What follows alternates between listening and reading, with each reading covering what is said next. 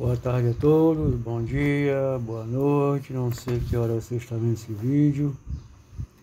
Vamos dar continuidade ao nosso estudo sobre a questão da morte, né? Vamos ver agora essa parte aqui. Morte como um sono no Antigo Testamento. Tanto no Antigo como no Novo Testamento, a morte recebe com frequência o nome de sono. Antes de tentar explicar a razão por que a Bíblia emprega a metáfora do sono, vejamos alguns exemplos. O Antigo Testamento descreve a morte mediante o emprego de 3 palavras hebraicas que significa sono. A palavra mais comum é shavá. É utilizado na expressão recorrente fulano de tal. Encontramos esse belo eufemismo para a morte como um fio para a morte em 2 Samuel 7,12 e 1 Reis 2,10.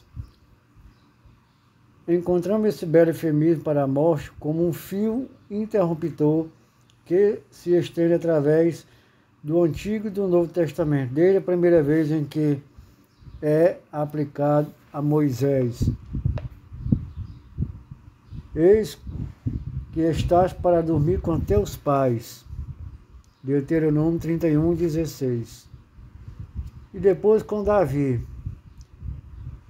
E vieres a dormir com teus pais. 2 Samuel 7,12. Agora dormirei no pó, Jó 7,21.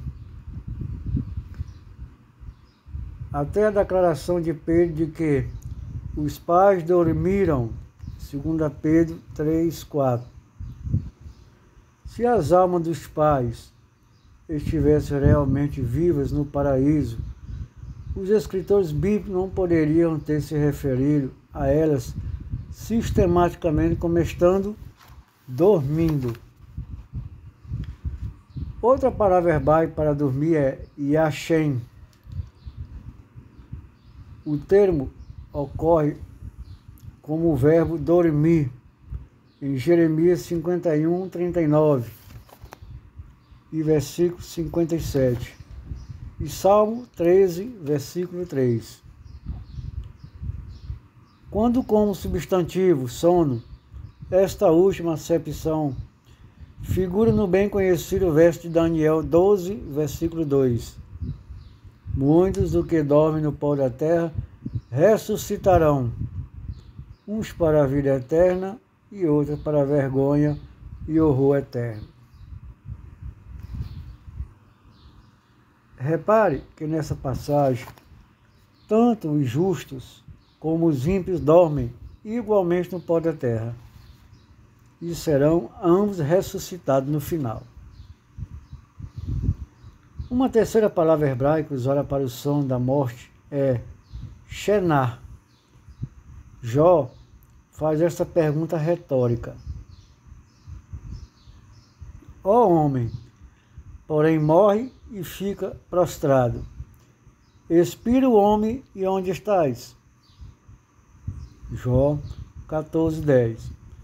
Ele mesmo responde: como as águas do lago se evaporam e o rio se esgota e seca, assim o homem se deita e não se levanta. Enquanto existirem os céus, não acordará nem será despertado do seu sono. Shená. Jó 14:11, versículo 2. E Salmo 76:5 e Salmo 90, versículo 5. Eis uma descrição da morte repleta de forte realismo. Quando alguém exala o último suspiro, onde estás? Ou seja, o que resta dele? Nada. Ele não existe mais. Torna-se como o lago ou o rio cujas águas secaram. Dorme na sepultura e não acordará, enquanto não chegar o fim do mundo. Alguém pode perguntar: Jó nos daria uma descrição tão negativa da morte se acreditasse que sua alma sobreviveria a ela? Se a morte o colocasse na imediata presença de Deus no céu, por que o patriarca fala de acordar somente depois de não mais existir os céus? Jó 14:12. Até que viesse a minha libertação, Jó 14:14. Torna-se evidente que nem Jó, nem qualquer outro crente do Antigo Testamento estavam informados de uma existência consciente após a morte. Agora vamos ver a outra parte, morte como sono no Novo Testamento. O Novo Testamento descreve a morte como sono, com maior frequência que o Antigo Testamento. A esperança na ressurreição, esclarecida e reforçada pela ressurreição de Cristo, dá novo sentido ao sono da morte dos crentes que despertarão na segunda vinda, como Cristo dormiu no sepulcro antes de sua ressurreição. Assim dormem os crentes na sepultura à espera de sua própria ressurreição. O Novo Testamento emprega duas palavras gregas para sono. A primeira é koimão, usada 14 vezes para o sono da morte. Um termo derivado desde o substantivo grego koimeterion, de onde se originou a palavra cemitério. A segunda palavra grega é kateudein, geralmente empregada para o sono comum. O Novo Testamento recorre a ela 4 vezes para designar o sono da morte. Mateus 9:24, Marcos 5:39, Lucas 8:52 e Efésios 5:14. Na hora da crucificação de Cristo, muitos corpos de santos que dormiam ressuscitaram. Mateus 27:52. No original, o texto diz: muitos corpos de santos adormecidos ressuscitaram. Não se fez nenhum comentário sobre a alma sendo reunida a corpos. Fica evidente que as pessoas foram ressuscitadas integralmente e não apenas corpos. Falando figurativamente da morte de Lázaro, Jesus afirma: nosso amigo Lázaro adormeceu, mas vou para despertá-lo. João 11:11. Ao perceber que fora mal compreendido, Jesus lhe disse claramente: Lázaro morreu. João 11:14. Em seguida, apressou-se em tranquilizar Marta: teu irmão há de ressurgir. João 11:23. Esse episódio é digno de notar acima de tudo, porque nele Jesus descreve claramente a morte como um sono, da qual os mortos vão despertar ao som da sua voz. A condição de Lázaro na morte era semelhante ao sono, do qual se acorda. Cristo promete: vou para despertá-lo. João 11:11. O Senhor cumpriu a promessa quando se dirigiu ao túmulo e clamou em alta voz: Lázaro, vem para fora. E saiu aquele que estivera morto. João 11:43-44. O despertar de Lázaro do sono da morte pelo som da voz de Cristo é comparável ao despertar dos santos adormecidos no dia da gloriosa vinda do Senhor. Eles também ouvirão a voz de Cristo e tornarão a vida. Vem a hora em que todos que se acham nos túmulos ouvirão a sua voz e sairão. João 5:28 e João 5:25. Porquanto o Senhor mesmo dar a sua palavra de ordem, ouvir a voz do arcanjo, e os mortos em Cristo ressuscitarão primeiro. 1 Tessalonicenses 4,16. As expressões dormir e despertar, conforme empregado na Bíblia, para os atos de entrar e sair de um estado de morte, são harmônicas e simétricas. Os dois verbos confirmam a ideia de que a morte não passa de um estado inconsciente, semelhante ao sono, da qual os crentes vão despertar no dia da segunda vinda de Cristo. Lázaro não passou pela experiência do pós-morte. A experiência de Lázaro tem um significado especial pelo fato de que ele ter passado 4 dias na sepultura.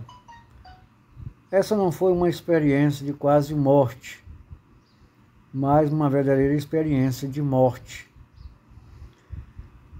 Se, como se acredita popularmente, a alma deixa o corpo na hora da morte e vai para o céu, então Lázaro teria tido muita coisa para contar a respeito da incrível experiência de passar 4 dias no paraíso. Os líderes religiosos e o povo teriam feito tudo a seu alcance para obter de Lázaro o máximo de informação sobre o mundo invisível. Essas informações teriam fornecido resposta para a questão da vida após a morte, tão calorosamente debatida entre saduceus e fariseus. Mateus 22, 23, versículo 28, Marcos 12, 18, versículo 23 e Lucas 20, 27, versículo 33. Mas Lázaro não teve nada para contar a respeito da vida após a morte, porque nos 4 dias em que permaneceu no túmulo, dormiu o sono inconsciente da morte. O que sucedeu a Lázaro aconteceu também com as outras 6 pessoas que ressurgiram dos mortos.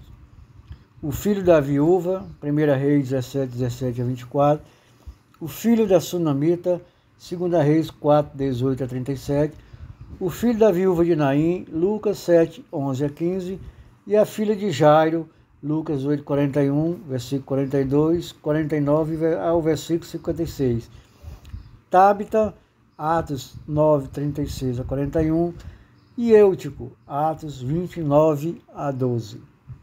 Cada uma dessas pessoas reviveu da morte como se fosse um sono profundo, com sua individualidade e sentimentos originais, mas sem nenhuma experiência de pós-morte para contar. A Bíblia sequer insinua que a alma de Lázaro e de outras 6 pessoas ressuscitadas dentre os mortos tenha ido para o céu. Nenhum dos ressuscitados relata uma experiência celestial, pois nenhuma delas subiu ao céu. Isso confirma uma referência que Pedro fez a Davi no discurso proferido no dia de Pentecostes. Irmãos, seja-me permitido dizer-vos claramente a respeito do patriarca Davi que ele morreu e foi sepultado, e o seu túmulo permanece entre nós até os dias de hoje. Atos 2, 29. Alguns poderão argumentar que o que estava na sepultura era o corpo de Davi, não a alma dele que havia subido para o céu. Pedro nega essa interpretação, afirmando taxativamente: porque Davi não subiu aos céus. Atos 2,34.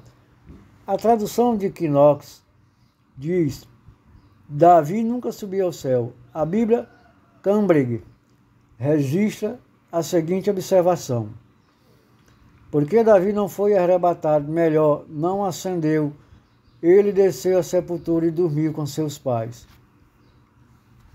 O que dorme na sepultura, de acordo com a Bíblia, não é só o corpo, mas a pessoa toda que aguarda o despertar da ressurreição. Bem, amados irmãos, vamos ficar por aqui. Na outra parte do outro estudo, vamos estudar agora o que é que Paulo e os santos adormecidos, né? Um abraço a todos, né? Que o Eterno nos abençoe, o Eterno nos guarde para todos sempre, em nome de Yeshua HaMashiach. Amém.